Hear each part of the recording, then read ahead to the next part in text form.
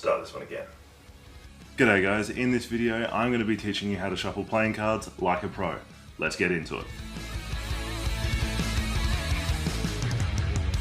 What's going on guys? I hope you're all well and I hope you're all safe. In this video, as I said in the pre-intro, is that what we're calling it? Let's go pre-intro. I'm going to show you 3 different ways of shuffling playing cards. These are the 3 most basic ways of shuffling playing cards, and they're really useful whether you're a magician or actually someone who just plays cards occasionally. This is going to be the first episode in the series of the background to magic and keys to unlocking the secret world. Now, I'm not going to be divulging any major secrets about how tricks are done or how certain effects are pulled off. That's not my place. But what I am going to do is teach the absolute basics of card handling, teach some history of the magic and the differences between the different elements in magic, between performance styles, styles of magic, styles of illusion, and the different performance art. The reason for this is I believe that the more understanding that lay people have of the absolute basics, the more they will enjoy what they're being shown by magicians and by performers. So in this one, we're going to look at some basics of card handling. So the first shuffle I'm going to show you is the overhand shuffle. I'm going to do it with the bicycle deck.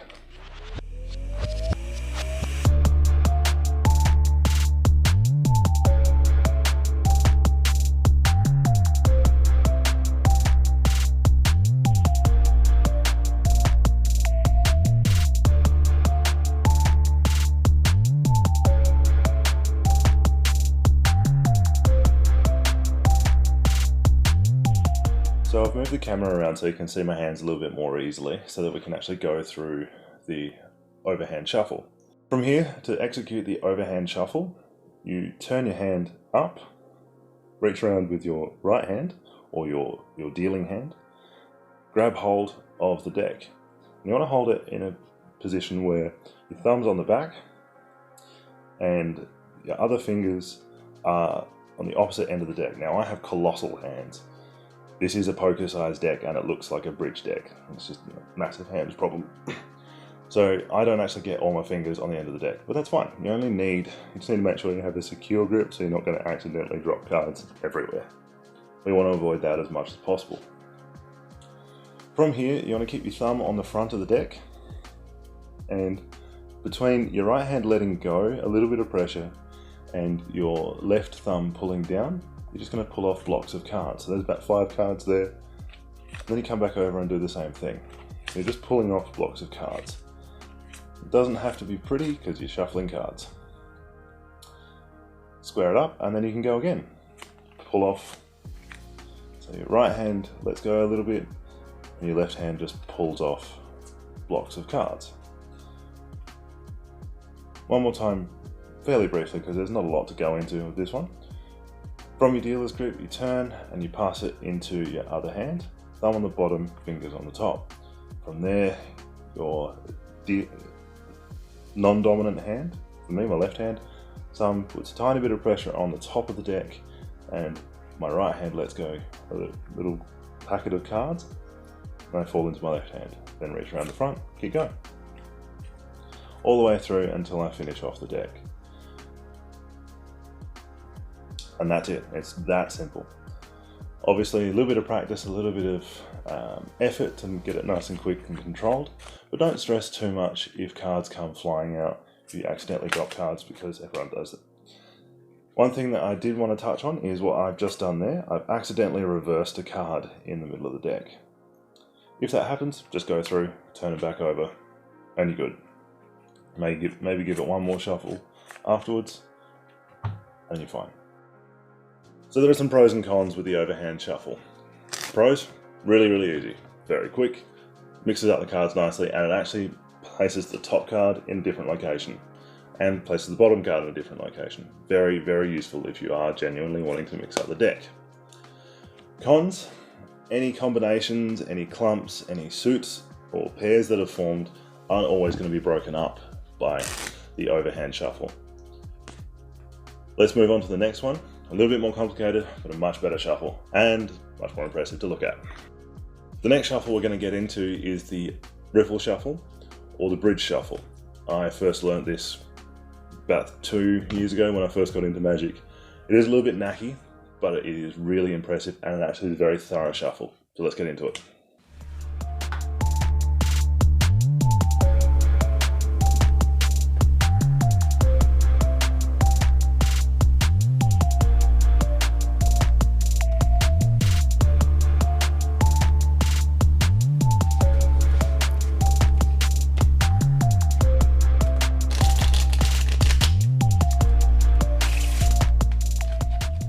So we have the riffle shuffle or the bridge shuffle, and we're doing this one in the hands.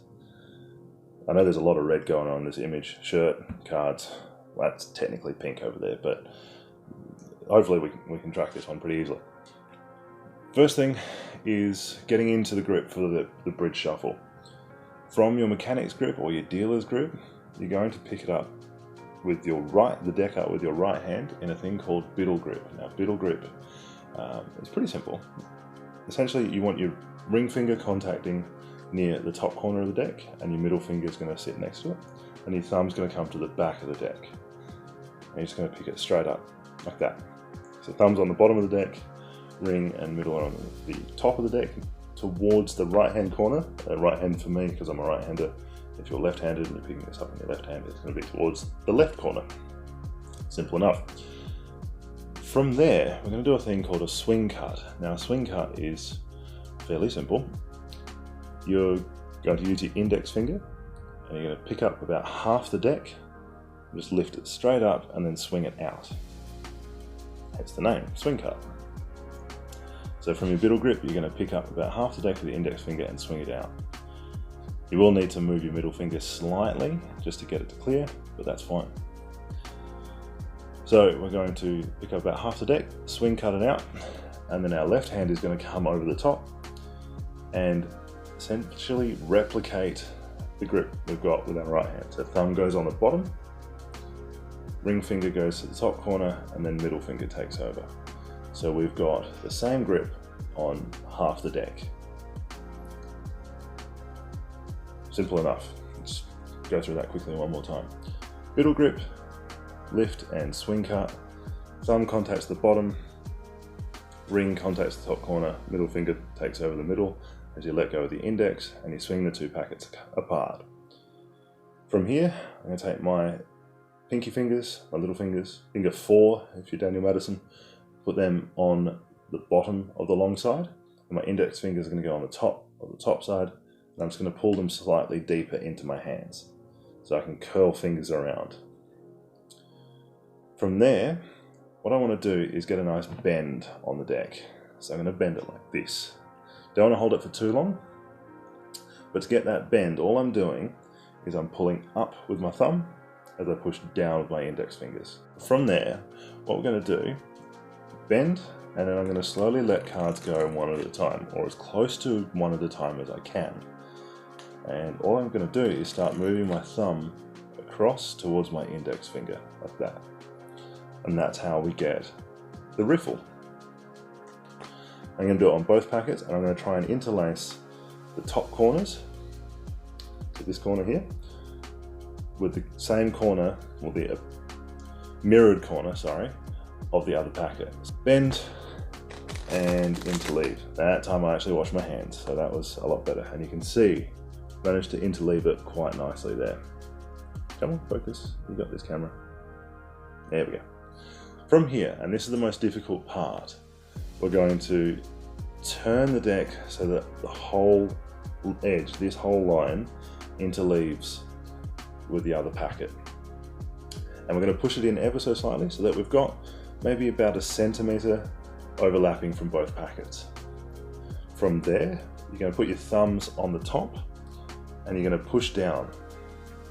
As you're pushing down, you're going to bend all your other fingers around until you've bridged the two decks, or the two packets.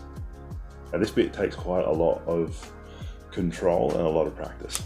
From there, and you're just going to release pressure so that the cards fall, and cascade and interlace with each other. That's going to be the hardest bit. That bit takes quite a lot of practice. So we'll quickly run over that again. Swing cut, grab it in equal groups, bend, riffle and interlace the corner, turn to interlace the whole back side of the deck, thumbs add pressure downwards, and you're going to bend. From there, you just let cards start to fall, and then you push your thumbs down to finish the shuffle. When the cards are falling to make that cascade, I'm actually catching them on this part of my hand. See if we can get a good angle on that. That was the bit I found hardest when I was first learning this.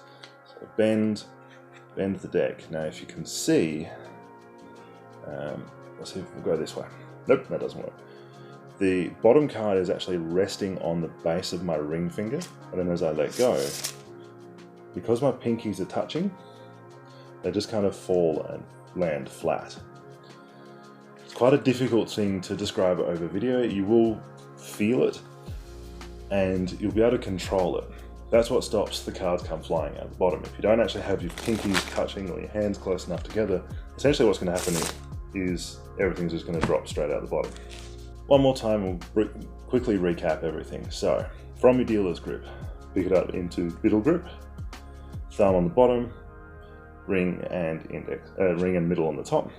Index lifts up half the deck, swings it over, and you take it in the matching grip with your left hand.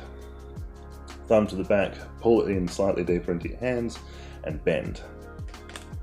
Slowly release cards off your thumb, interlacing the corners. Turn the deck so that the whole back of the deck interlaces with each other. And thumbs apply pressure downwards and your hands bend inwards. Open your fingers out and let them touch at the end, and slowly release pressure, allowing the cascade to happen. And that is the in the hands riffle shuffle. So the cons of the riffle shuffle or the bridge shuffle are pretty obvious. It's a little bit more difficult, and if you get it wrong, cards go everywhere and you look kind of silly. However, once you get your head around it, it's not that difficult, and there are some significant pros that you don't find in the overhand shuffle. That is that combinations are mixed up a lot more. You can you break up pairs, you break up sequences much more easily with the bridge shuffle or the riffle shuffle than you do with the overhand. However, the top card and the bottom card don't actually change places every time you do it. The final shuffle we're going to look at is the table shuffle, or the table riffle shuffle as I know it. It is very, very good if you are shuffling cards at the table, and it has a couple of pros over the in the hands riffle shuffle that I showed you previously that you don't really find with anything else. So let's jump straight into it.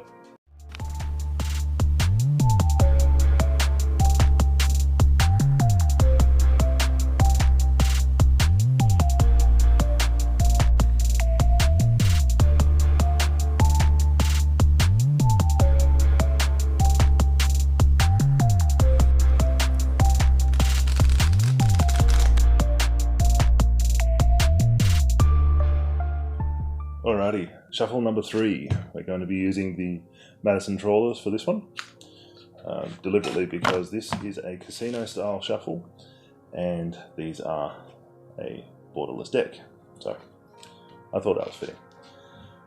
This is very much like the bridge shuffle, in which you interlace playing cards, but it has a couple of advantages and a couple of features that the riffle shuffle doesn't have.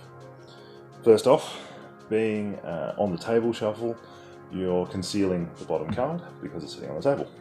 First thing you need to do though is you need to split the deck in half. So you're going to literally grab half the deck each. Left hand grabs the top, right hand grabs the bottom half, and you're just going to pull apart. From there, you're going to, keeping pressure with your middle and thumb on the bottom of each packet, you're going to press down with your index finger as you lift up with your thumb. Bring the two packets together and create an angle. So I've got a little bit of a V happening here. I have this shape happening on the table, and I begin to let cards go from my thumb all the way up the deck. I do that with both. So I start with my right, and then I let go with my left. interlacing the whole way up. From there, I then swing the packets together, so I have the interlacing happening. So I like this. And then I just push the two packets together and square it up. Very clean, very short shuffle. Very, very nice shuffle. Once again, pulling the left hand to the left, right hand to the right, taking top half to the left, bottom half stays at the right. Pressure between the thumb and the middle finger. Pinky pushes down and I lift up with my thumb. I begin to let cards go with my thumb and I let them interlace. Push the top parts of the deck square and then push them into each other. And that's it. Those paying attention will notice that the bottom card hasn't actually changed. The bottom is still going to be exactly the same. No matter how many times I riffle this one through, the bottom card's going to be the same. Just to get around that, you simply just make a cut. You take the top off and put the bottom on the top. That's how you get around that whole issue of the bottom card not changing places. One more time. The top goes to the left, bottom goes to the right. Held between the thumb and the middle finger. Index finger pushes down as the thumb lifts up. Then you slowly riffle cards off of your thumb until all the cards are gone. You then square out the top of the deck and push them into each other. And that's it. That's the table riffle shuffle. That's 3 shuffles done. So, pros of the table riffle shuffle. 1, like the bridge shuffle or the riffle shuffle, very, very good at mixing up combinations, at getting rid of pairs, sequences, all that kind of stuff. Downside, it is a little bit more difficult. I should have mentioned there's another upside, and the reason you do this shuffle is you don't accidentally flash the bottom card of the deck to everyone sitting at the table. Very useful if you are actually playing a proper game, or if you're wanting to conceal the bottom card, more useful for a magician. So that's it. That's how to shuffle like a pro. Don't worry if you don't get it straight away. It is quite complex. The table riffle shuffle took me quite a while to learn. These are genuine shuffles. They're not false shuffles. There are a whole bunch of work on false shuffles, but that's not what we're here for. We're here for the basics of card handling, and so that if a magician does perform for you and say, hey, can you shuffle these? You can actually shuffle them and not feel too scared that you're going to get it wrong and drop his cards all over the floor.